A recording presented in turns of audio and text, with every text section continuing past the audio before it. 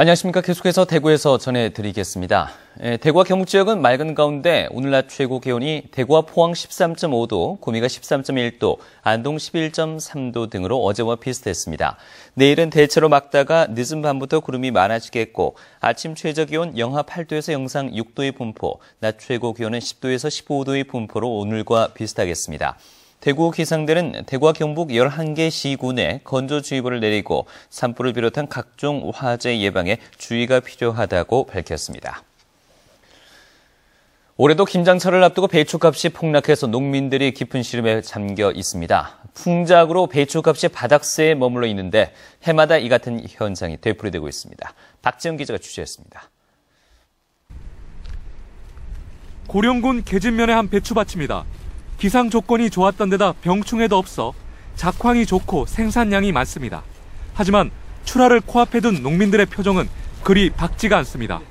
이번 달 배추값은 킬로그램당 평균 418원으로 지난해 같은 기간 559원보다 25%나 하락했습니다. 지난해에도 풍작으로 농가가 어려움을 겪었는데 올해는 사정이 더 심각합니다. 이렇게 앉아 시색 없고 이러면 한 해 농사 짓는 게 그냥 허망하게 마음이 잡잡하지 뭐. 올해 전국의 배추 생산량은 169만 5천 톤으로 지난해보다 10%가량 증가할 것으로 예상됩니다. 이는 지난 2000년 이후 최고 수준으로 예상됩니다. 10월 말이면 끝나는 봉화와 영양 등의 준고랭지 배추의 출하가 11월까지 연장된 것도 배추값 하락의 원인입니다.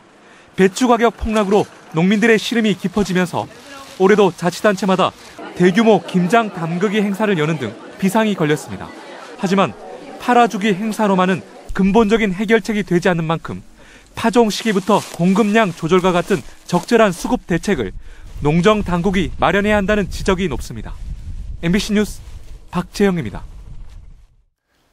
엔저 현상 장기화로 지역 주력 수출 업종의 경쟁력 약화가 우려되는 가운데 이 대책을 마련하기 위한 현장 토론회가 오늘 성서산업단지 관리공단에서 지역의 수출 주력 업종 업체 대표들과 대구시, 대구상위, 공단 관계자 등 지역 경제계 주요 인사들이 참석한 가운데 열렸습니다.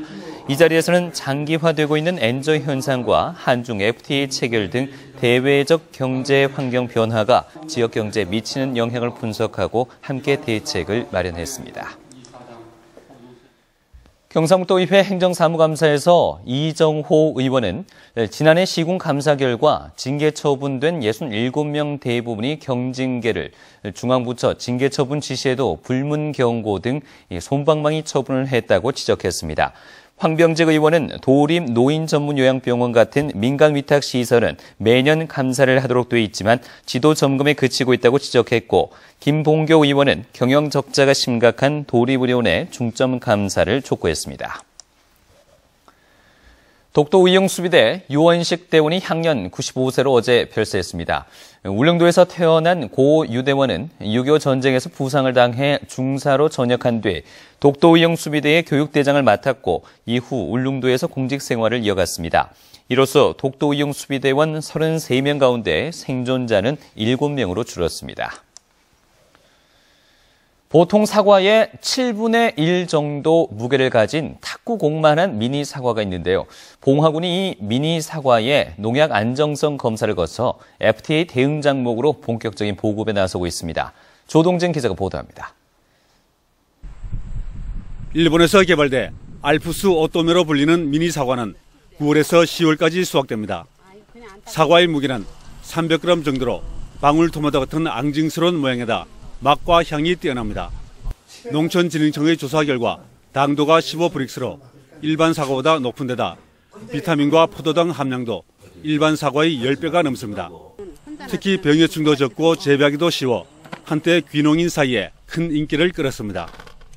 봉화군 춘향민의 미니 사과밭입니다. 지난 2009년 처음 보급된 미니 사과는 지금은 100여 농가에서 연간 120톤을 생산하고 있지만 더 이상 확대되지는 못하고 있습니다. 껍질째 먹는 미니 사과가 농약 잔류 성분에 대한 안정성 문제가 검증되지 않아 농가에서 선뜻 재배에 나서지 못했기 때문입니다. 확실성을 안 갖고 이제 재배 면적이 적어서 수확량이 이렇게 많지가 않아요. 그 이제 거래처에서 원하는 양을 다 주질 못하고 있어가지고 그렇게 빨리 늘질 않는다고 생각해요. 봉화군의 240여 종에 대한 농약 잔류 검사 결과 농약 성분이 검출되지 않은 친환경사고로 검증받음으로써 본격적인 출하가 가능해졌습니다.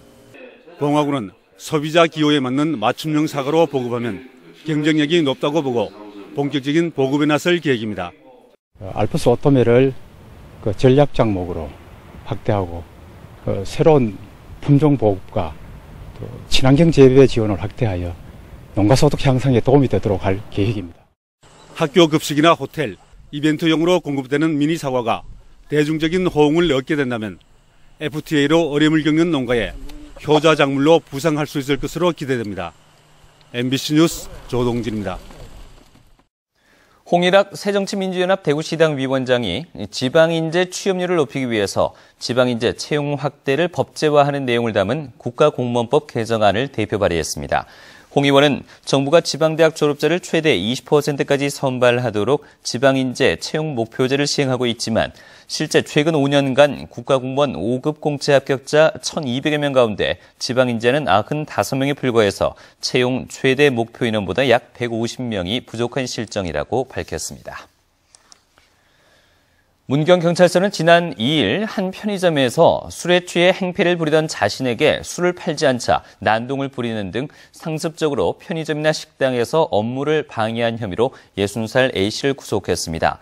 또 지난 11일 밤 강목을 들고 시내 아파트에 주차된 차량 15대를 파손하고 서성이던 주민을 위협한 혐의로 55살 B씨를 구속하고 또 지난 8일 새벽 자신이 외상한 주점 주인이 술값을 달라고 하자 불을 지른 혐의로 52살 C씨를 각각 구속했습니다.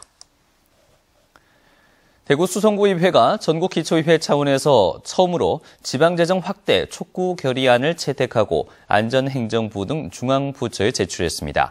수성구의회는 결의안에서 기초연금으로 발생한 자치구비 부족분 50억 원을 전액 중앙정부가 충당하고 복지사업 국고보조율을 평균 90% 이상 확대할 필요가 있다고 지적했습니다. 지금까지 대구였습니다. 고맙습니다.